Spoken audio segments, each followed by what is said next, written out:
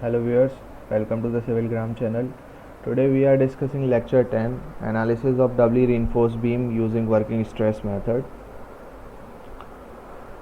तो आज हम लोग एनालिसिस करेंगे डबली रीइंफोर्स सेक्शन का एज पर द वर्किंग स्ट्रेस मेथड, और we are this method known as WSM method. इस एनालिसिस में सबसे पहले हम लोग एक बीम सेक्शन है जिसकी टॉप विड्थ स्मॉल b है, इफेक्टिव डेप्थ आपकी स्मॉल d है, एंड जो आपकी न्यूट्रल एक्सिस है वो सेक्शन से पास हो रही है। यहाँ पर आपकी बॉटम पोर्शन में AST पोर्शन होता है आपका, और टॉप पोर्शन आपका कंक्रीट का होता है, जहाँ पर डबली रीइंफोर्स में हम लोग area of steel in compression provide कराते हैं। जब हम लोग इंट्रोडक्टरी पार्ट पढ़ रहे थे बीम्स का एनालिसिस का, different type of beam section का, तब हम लोगों ने 3 तरीके की बीम देखी थी। उसमें आपकी सिंगली रीइंफोर्स थी, डबली रीइंफोर्स थी और फ्लैंज सेक्शन थे। तो सिंगली और डबली में जब मैंने आपसे कहा था कि डिफरेंस केवल ये होता है कि जो एरिया ऑफ रीइंफोर्समेंट जो स्टील जो है हमारी, वो सिंगली में तो केवल हम लोग टेंशन जोन में प्रोवाइड करते हैं, जबकि डबली में हम लोग कंप्रेशन जोन में भी प्रोवाइड करते हैं। अब इसकी एनालिसिस की तरफ चलते हैं। तो एनालिसिस से पहले यहाँ पर कैपिटल D डैश है। ये कैपिटल D डैश जो है ये आपका इफ़ेक्टिव कवर है for the ASC compression reinforcement के लिए, from top of the section two the compression reinforcement के मिड तक जो। अब हम लोग इक्विवेलेंट सेक्शन की बात करते हैं इन टर्म्स ऑफ कंक्रीट। तो हम लोग क्या करते थे कि जो हम लोग अजम्पशंस पढ़ रहे थे, तो हम लोग जो सेक्शन है उसको हम लोग कन्वर्ट करते हैं इन टर्म्स ऑफ कंक्रीट में, क्योंकि जो स्टील है वो आपकी टेंशन स्ट्रेसेस को गवर्न कर रही है। तो हम लोग जब स्टील को यहाँ पर कन्वर्ट करते हैं तो स्टील को हम लोग मान लेते हैं, और हम लोगों ने मॉडुलर रेशियो पढ़ा था, तो मॉडुलर रेशियो की हेल्प से हम स्टील को कंक्रीट में चेंज करने के लिए मल्टीप्लाई बाई m कर देते हैं AST के साथ। अब ये जो सेक्शन है हमारा टॉप मोस्ट सेक्शन, अब इस सेक्शन में हम लोगों के पास ये कंक्रीट जो है वो ये कंक्रीट का पोर्शन है, प्योर कंक्रीट। लेकिन जो अभी हम लोगों ने इसमें स्टील प्रोवाइड की है, तो उस स्टील को प्रोवाइड करने के लिए हम एडिशनल यहाँ पर बाहर की तरफ पर प्रोजेक्शन दिखाते हैं, और यही आपकी ASC कन्वर्ट करते हैं। जिस तरीके से हम लोग AST को कन्वर्ट करते हैं M इंटू ASC में, सेम हम लोग कन्वर्ट करते हैं ASC को इन टर्म्स ऑफ कंक्रीट में। तो उसको उसकी वैल्यू जो होती है एक पोर्शन की, वो होती है आपकी MC माइनस 1 ASC/2। ये टोटल दोनों पोर्शंस को जब हम मिला देते हैं तो जो वैल्यू आती है वो होती है आपकी MC minus 1 ASC। Stress diagram की हम तरफ चलते हैं हम लोग। तो हम लोगों ने अजम्पशन पढ़ा था कि जो स्ट्रेस और स्ट्रेन होगी वो इसमें लीनियर होगी, क्योंकि ये जो मेथड है आपका WSM ये आपका इलास्टिक थ्योरी पर बेस्ड है। तो जो आपकी टॉप मोस्ट कंप्रेशन फाइबर में वैल्यू होंगी वो आपकी सिग्मा CVC होगी, और जो बॉटम मोस्ट में स्ट्रेसेस होंगी टेंशन जोन में वो सिग्मा ST/M होगा। हम लोग यहाँ पर देख रहे हैं कि ये जो स्ट्रेसेस हैं, जब स्टील इन कंप्रेशन पर एक स्ट्रेसेस परमिसिबल स्ट्रेसेस एक्ट करेगी, जो कि इस रीइंफोर्समेंट के सेंट्रोइड की तरफ एक्ट करेगी।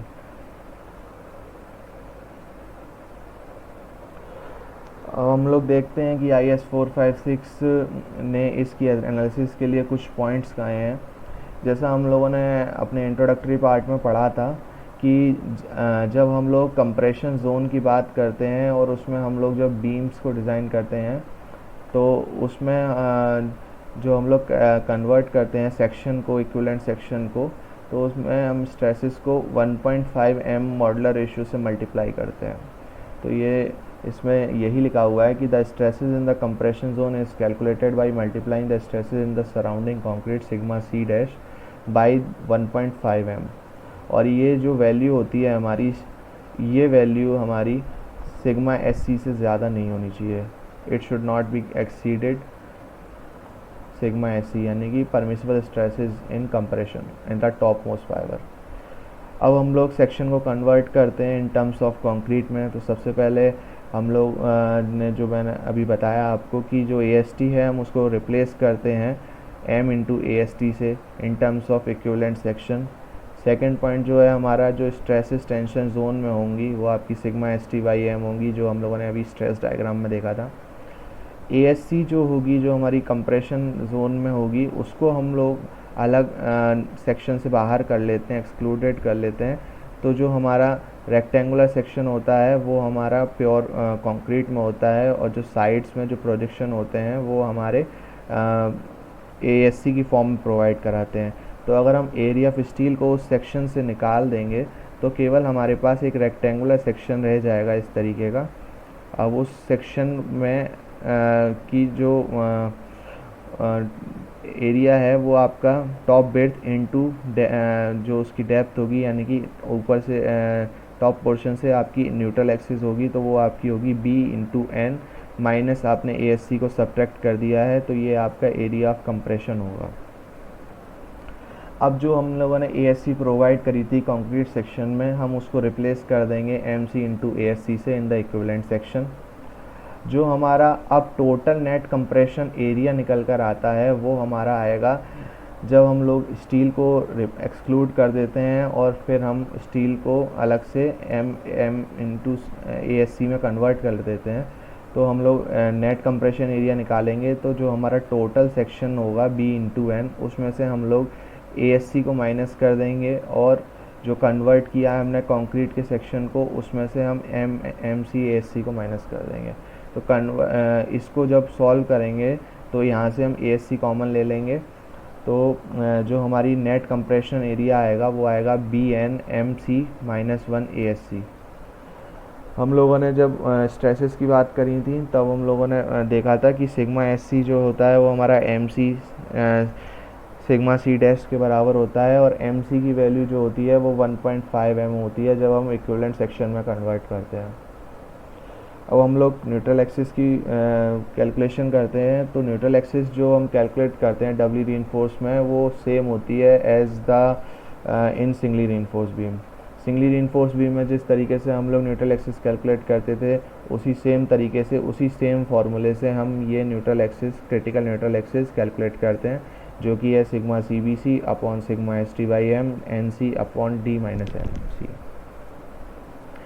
एक्चुअल न्यूट्रल एक्सिस जो कैलकुलेट करेंगे हम इस डबली रीइंफोर्स सेक्शन में, उसका फॉर्मूला चेंज हो जाएगा, और उसका फॉर्मूला अब हो जाएगा BN square by 2 plus MC minus 1 ASC N minus D dash equal to M AST D minus N। यहाँ पर B आपकी टॉप बेड्थ है, N आपकी एक्चुअल न्यूट्रल एक्सिस है, MC जो है आपका मॉडुलर रेशियो है जिसकी वैल्यू हम MC की होती है 1.5 m, ASC आपका कंप्रेशन में स्टील है, N आपकी न्यूट्रल एक्सिस है एक्चुअल, D डैश आपका इफेक्टिव कवर है इन कंप्रेशन जोन, M आपका मॉडुलर रेशियो है, AST आपका टेंशन रीइंफोर्समेंट है, D आपकी इफेक्टिव डेप्थ है, एंड N आपका न्यूट्रल एक्सिस है। आप इस फॉर्मूले से सॉल्व करेंगे तो उसमें एक क्वाड्रेटिक इक्वेशन फॉर्म होगी, उस क्वाड्रेटिक इक्वेशन को आप सॉल्व करेंगे तो आपको N की वैल्यू यहाँ से मिल जाएगी। अब हम लोग मोमेंट ऑफ रेजिस्टेंस कैलकुलेट करेंगे डबली रीइंफोर्स सेक्शन में। तो हम लोग ने देखा कि जैसे डबली रीइंफोर्स सेक्शन है तो उसमें दोनों जोन्स में AST प्रोवाइड की जाती है, तो टेंशन जोन में AST कहलाती है और कंप्रेशन जोन में ASC कहलाती है। अब स्ट्रेसेस की तरफ अगर हम देखें तो जो हमारी टॉप मोस्ट कंप्रेशन फाइबर पे होती स्ट्रेसेस हैं, जो यहाँ पर एक्ट कर रही होगी आपकी, वो आपकी सिग्मा CBC होगी, और जो इस स्टील के कंप्रेशन पर एक्ट कर रही होंगी वो सिग्मा C डैश होंगी।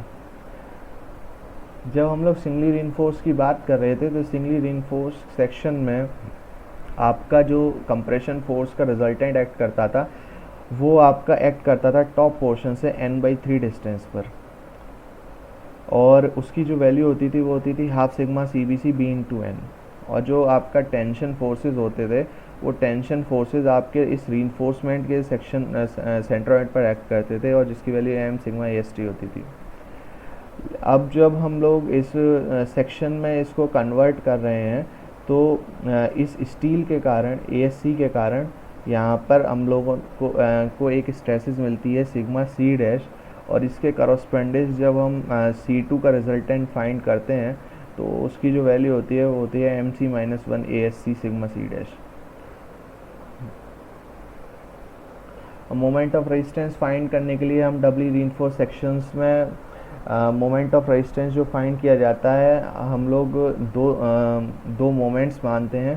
पहला सेक्शन मानते हैं कि ये जो डबली रीइंफोर्स बीम है इसको हम दो पार्ट्स में कंसीडर करते हैं। एक पार्ट्स में जैसे कि हमारी सिंगली रीइंफोर्स बीम थी जिसमें केवल AST जो थी वो हमारी टेंशन जोन में प्रोवाइड थी, और एक जो हमारा सेक्शन मानते हैं उसमें हम लोग केवल ASC को कंसीडर करते हैं। तो वही यहाँ पर लिखा हुआ है कि M बराबर M1 plus M2, where M1 equal to C1 into A, M2 equal to C2 into A. M1 जब कंसीडर करेंगे जब हम ASC नहीं लेंगे, और M2 कंसीडर करेंगे जब हम लोग ASC कंसीडर करेंगे।